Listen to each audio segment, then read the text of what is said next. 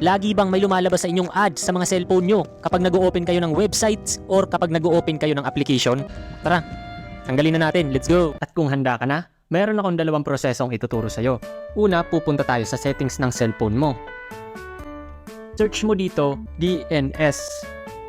Click nyo lang yung private DNS.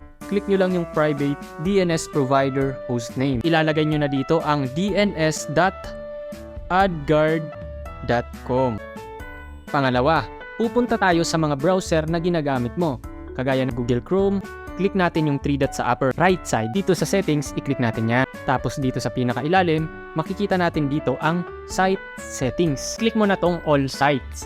Dito guys, nakikita natin sobrang rami ko pang naka-open dito na mga website na mga binubuksan ko. Mas magandang isarado natin yan or i-delete natin yan lahat para bumilis ang performance ng mga cellphone natin. At maiwasan na rin yung mga ads na lumalabas.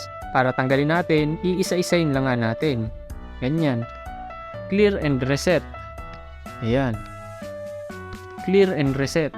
Kapag tapos nyo na nga gawin yung dalawang proseso, i-restart nyo lang ang cellphone nyo.